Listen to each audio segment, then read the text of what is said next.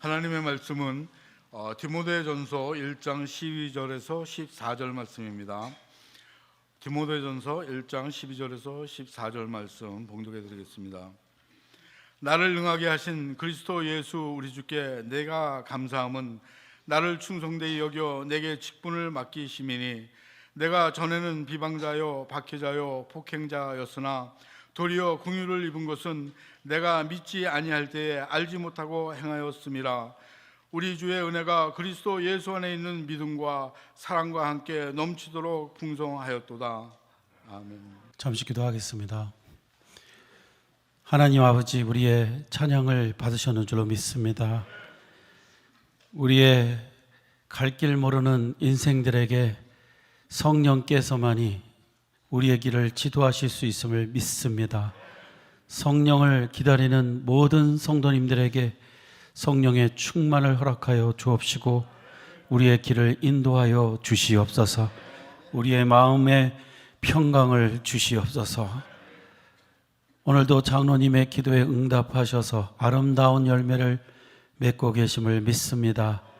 기도하는 자마다 오늘도 응답받게 하여 주옵시고 하나님의 은혜를 경험하게 하여 주시옵소서. 부족한 종을 세우셨사오니 성령으로 충만케 하사 주의 말씀을 능하게 증거하게 하시고 주의 뜻을 바로 전할 수 있도록 함께하여 주옵소서. 예수님의 이름으로 기도하옵나이다. 아멘. 아멘. 할렐루야. 하나님께서 우리 가운데 함께 하심을 믿습니다.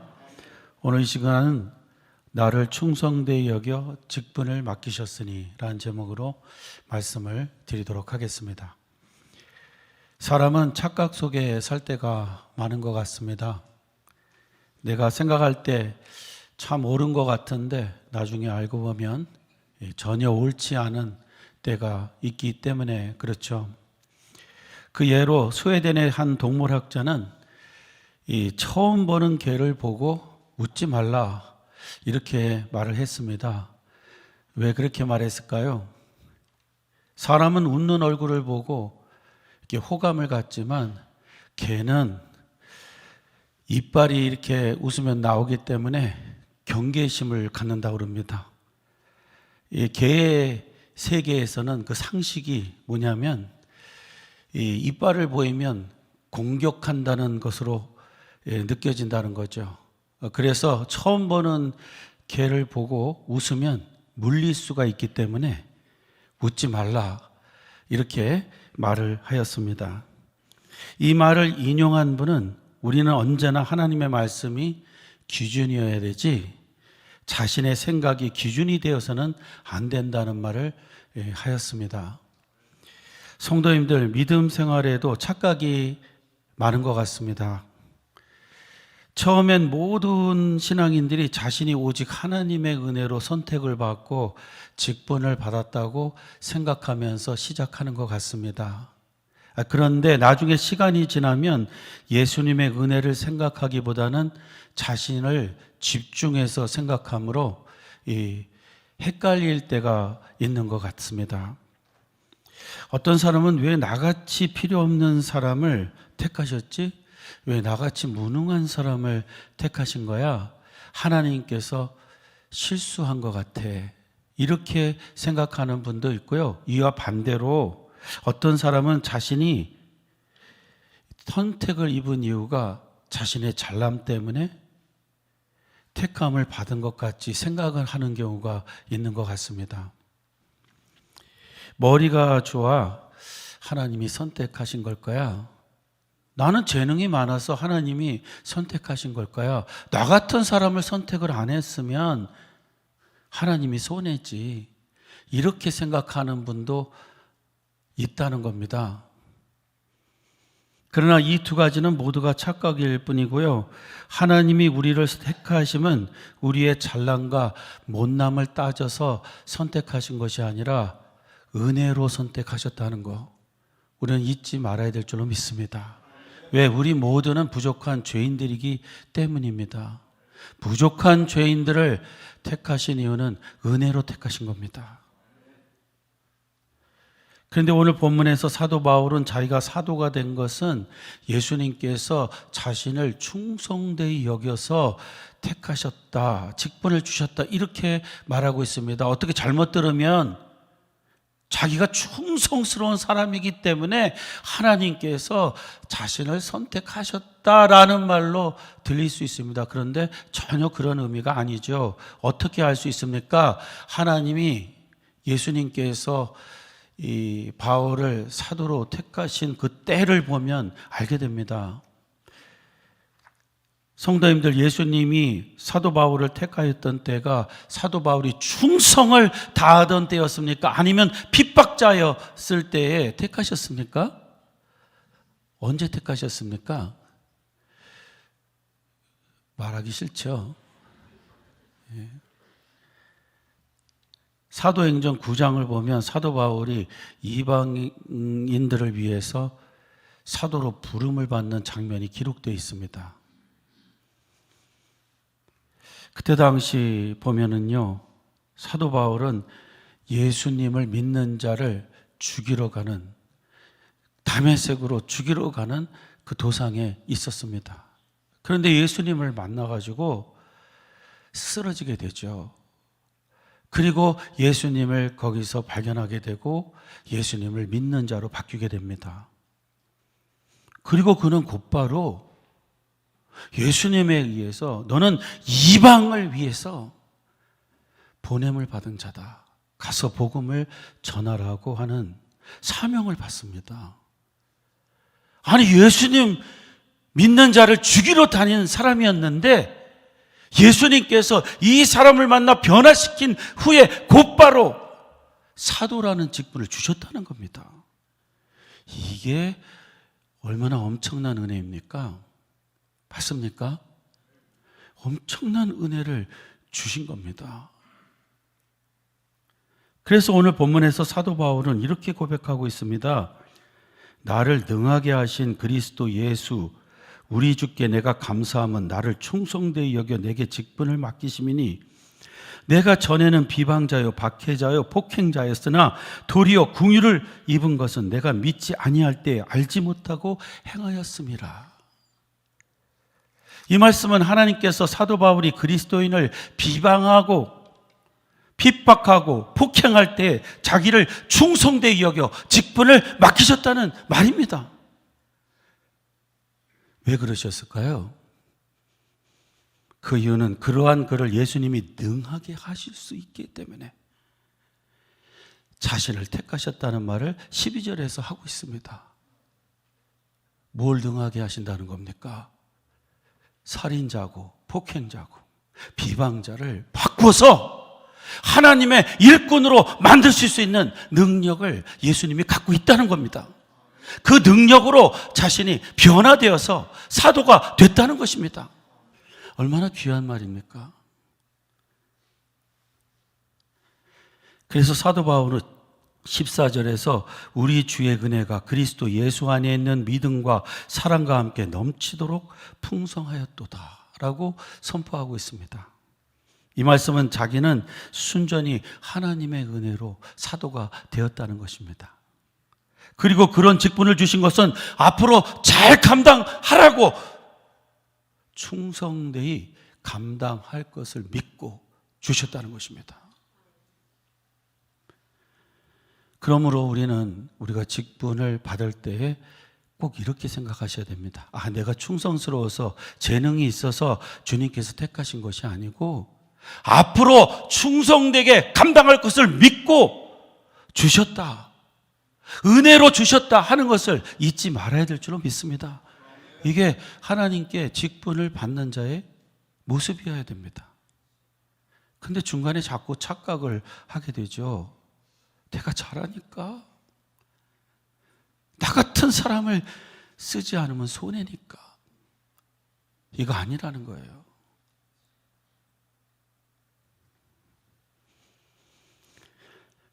이런 이유로 맡은 자들에게 구할 것은 충성이라고 말씀하고 있습니다. 하나님께서 은혜로 직분을 주셨으니까 최선을 다해서, 정성을 다해서 자신의 직분을 감당하라는 말씀입니다. 믿으시죠?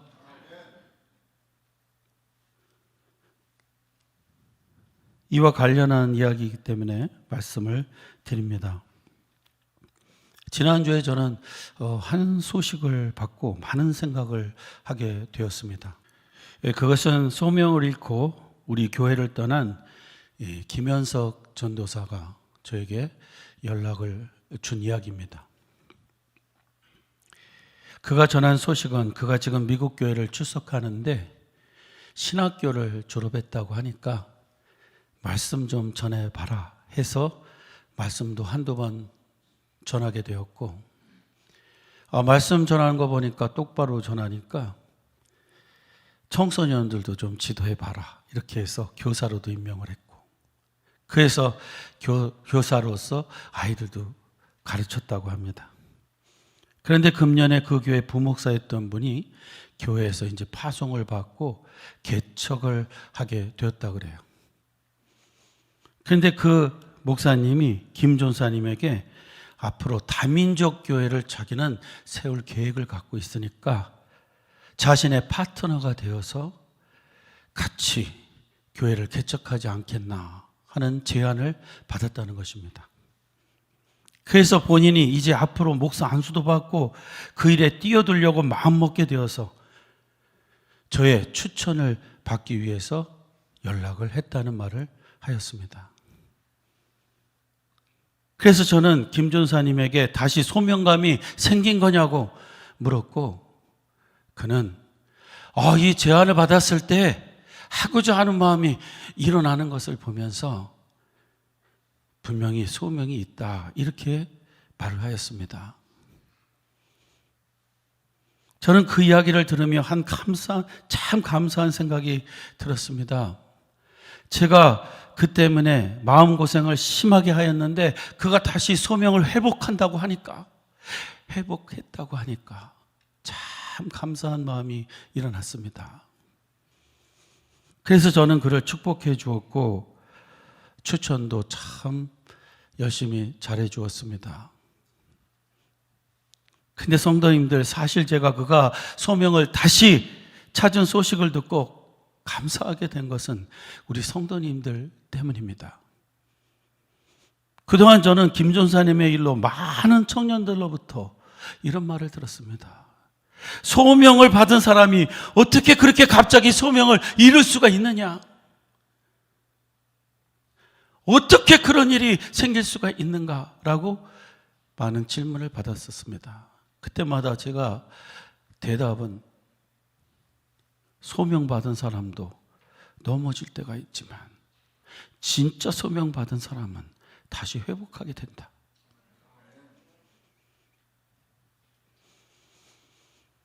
그런데 사실 저도 그날이 언제 올지 막연하게 기다렸는데 2년도 안 되어서 이런 소식을 들으니까 너무 감사하게 됐습니다. 제가 하고 싶은 말은 김 전사님은 확실히 우리 교회에 있을 때 소명을 받은 자로 사역을 했다는 것입니다. 어떤 사람들이 그러더라고요. 그렇게 열심히 하고 그렇게 기도하고 했는데 어떻게 그렇게 소명이 없었다고 말할 수 있는가? 쇼한 게 아닌가? 그런데 제가 소명을 회복하는 거 보니까 이 교회에서 전했던 그의 모든 말씀들, 함께 기도했던 모든 그 모습은 진짜였다는 거, 제가 우리 성도님들에게 말씀드리고 싶은 겁니다.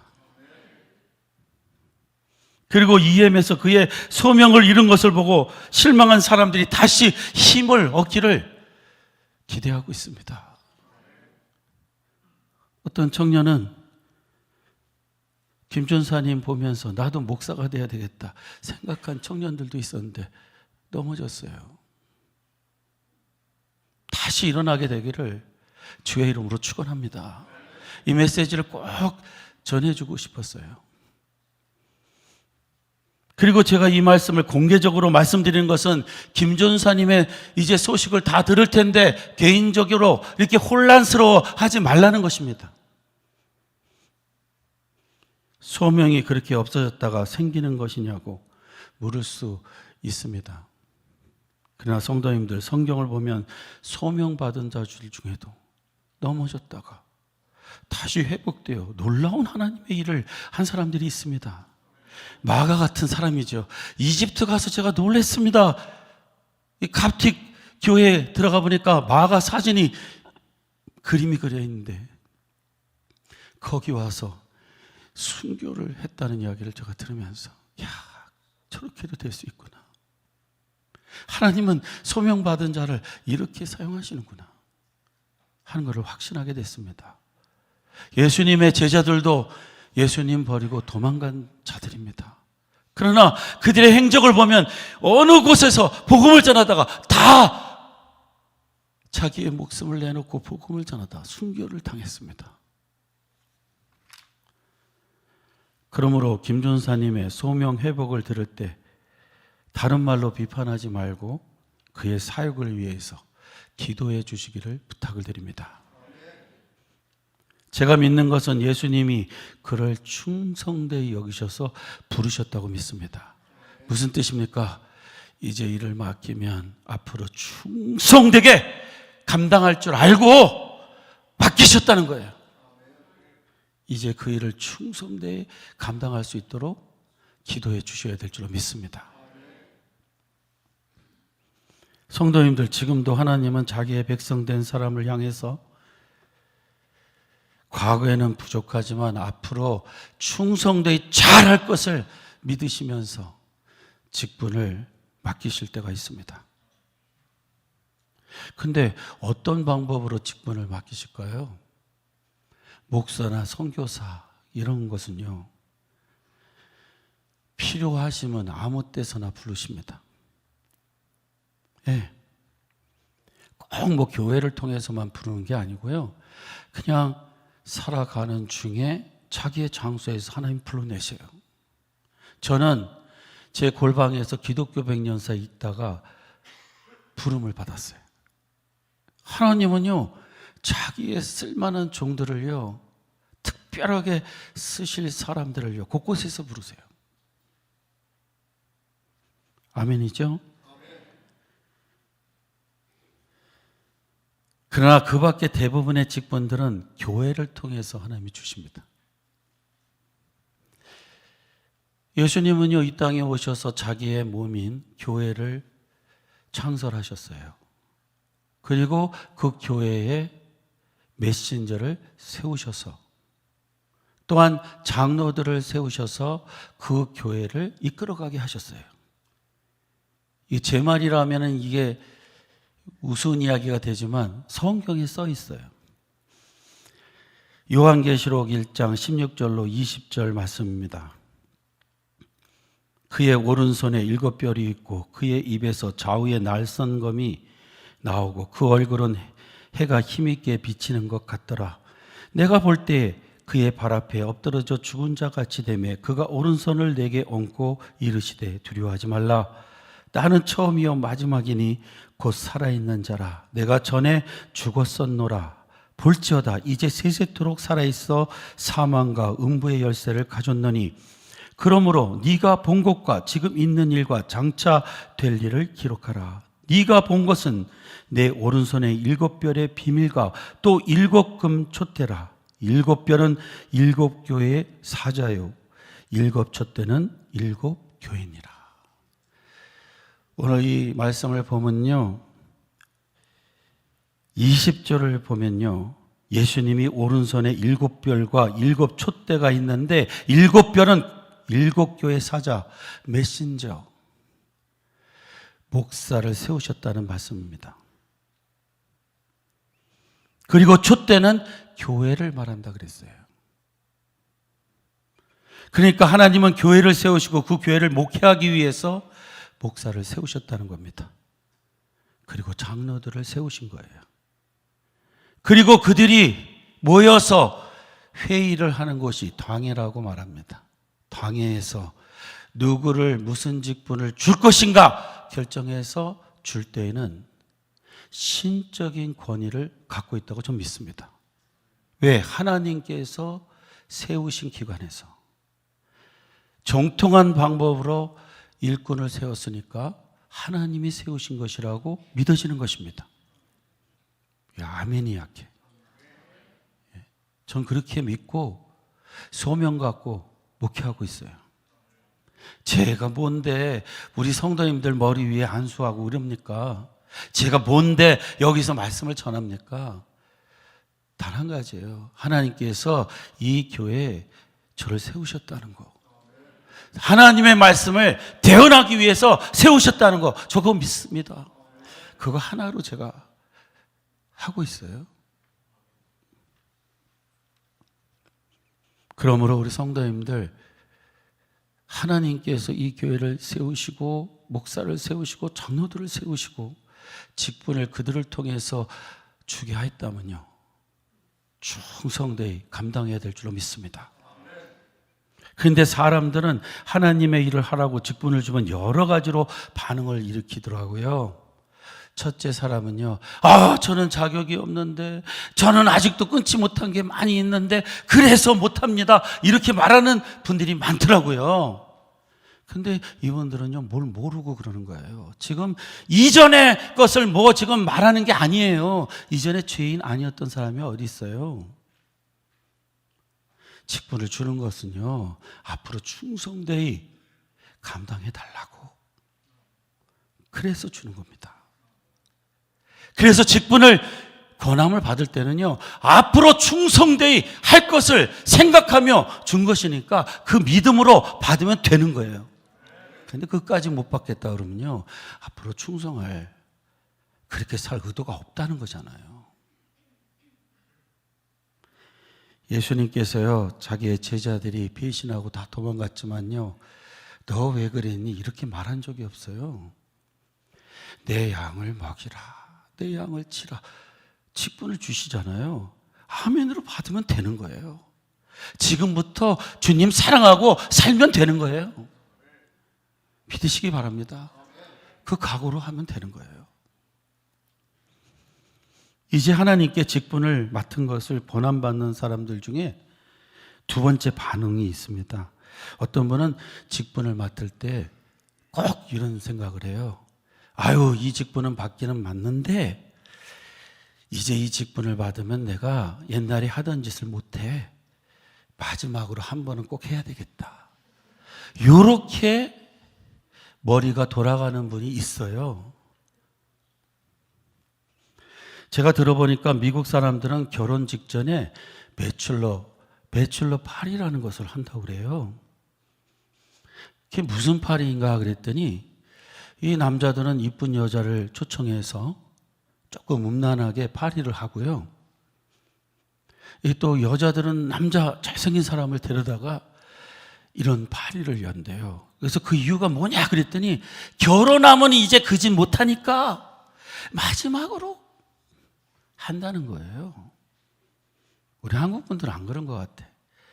근데 미국 분들은 그런 분들이 있대요. 이거 성경적입니까? 아닙니까? 저는 오래전에 신학교에 들어가려고 하는 한 분으로부터 다음과 같은 질문을 받은 적이 있습니다. 이분이요, 전화하더니, 목사님, 저 이제 신학교 가게 됐습니다. 그래서 제가, 우와, 잘 됐습니다, 축하합니다. 그랬더니요, 하는 말이, 그런데 목사님, 저 내일이면 이제 다시는 술을 마실 수가 없는데 오늘만 한잔하면 안 될까요?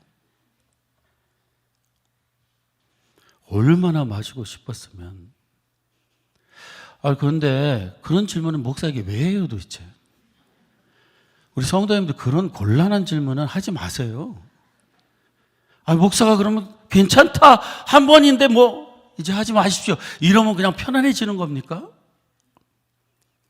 뻔히 알면서 그리고 하고 싶으면 그냥 혼자 알아서 하지. 왜 저에게 그런 곤란한 질문을 하는 거예요?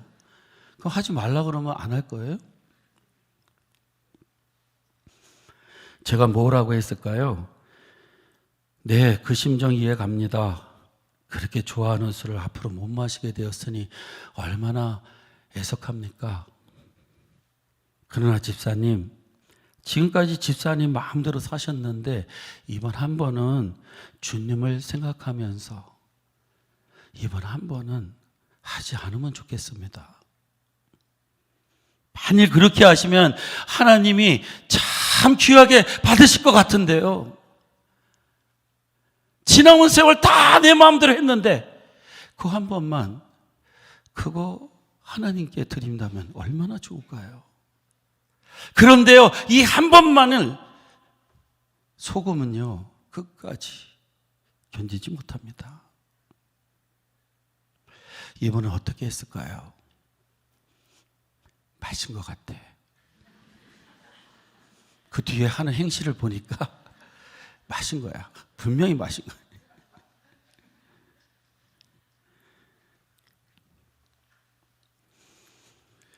성도님들, 지금 당장 잘못된 것을 중지 못한다면 그 사람은 한 번이라는 말에 매여 평생을 그렇게 살 것입니다. 그 안타까운 순간에 마지막 한 번은요, 주님께 헌물로 드리시기를 주의 이름으로 축원합니다. 그러면 하나님이 받으시고요, 그 인생을 책임져 주실 줄로 믿습니다. 그 인생이 그 유혹에서 완전히 벗어날 줄로 믿습니다. 이 한 번만이 정말로 어려운 일입니다. 주님의 부름을 받는다면 그 마지막 한 번은 꼭 주님께 드렸으면 좋겠습니다. 저는 오늘 본문을 읽으면서 우리 주님이 꼭 우리 부모와 같은 마음을 갖고 계시다는 것을 생각하게 되었습니다. 부모는요, 자기 자식이 정말 못났어도, 잘못하고 있어도, 소망이 없는데도 소망을 끝까지 갖는 것을 보게 됩니다. 이야, 마약 중독에 빠져서 엉망이 되고 의사는 회복될 수 없다고 하는데도 끝까지 소망을 가져요. 아니야, 내 자식은 반드시 이 병에서 고침을 받을 것이고 공부해서 훌륭한 사람이 될 수 있어. 자폐증으로 30년을 넘게 고생하는 자녀를 봐도 소망을 놓지 않아요. 어떻게 보면요, 너무 애처롭게까지 보여요. 그런데 오늘 본문을 보면요, 예수님이 바로 우리에게 그렇게 기대를 건다는 것을 알게 됩니다. 직분을 줘도, 성도로 구원을 시켜도 계속해서 배신하고 도망가는 우리들을 향해서 끝까지 소망을 놓지 않으세요. 앞으로 잘해줄 것을 기대하면서 직분을 주시는 겁니다. 믿으십니까? 오늘 이 예수님의 기대에 부응해서 우리가 정말 태도를 고치고 충성된 삶을 살아간다면 예수님이 얼마나 기뻐하겠습니까? 마약 중독에 빠진 아들이 정신을 차리고 학교를 다니고 공부를 한다면 얼마나 기뻐하시겠어요? 맞습니까? 이러한 부모의 마음을 가지신 예수님을 생각하면서 이전에는 어떻게 살았는지 몰라도 앞으로는 충성스러운 삶을 사는 우리 성도님들과 제가 되기를 주의 이름으로 축원합니다. 항상 마음에 다짐하는 게 있어요. 다른 거는 몰라도 충성하며 산다. 주님이 내게 맡기신 일에는 최선을 다한다. 반드시 하나님이 기뻐하시고 길을 인도해 가실 걸로 믿습니다. 오늘 하나님을 기쁘게 하는 귀한 주의 종들이 되시기를 주의 이름으로 축원합니다. 기도하겠습니다. 하나님 아버지, 우리의 과거를 묻지 아니하시고 끝없는 사랑으로 은혜로 우리에게 직분을 주시니 감사합니다. 성도의 직분, 교회에서 받은 직분을 아버지 그냥 내팽개치고 살았던 저희들을 용서하여 주옵시고 불쌍히 여기시고 주님이 맡기신 일이 무엇인지 충성스럽게 감당할 수 있는 우리가 되게 하여 주셔서 주님의 마음을 기쁘게 하며 주님의 은혜를 충만히 받는 우리의 삶이 되게 하여 주옵소서. 하나님을 기쁘게 하는 인생을 살아가는 직분자의 삶이 되기를 원하오며 예수님의 이름으로 기도하옵나이다. 아멘.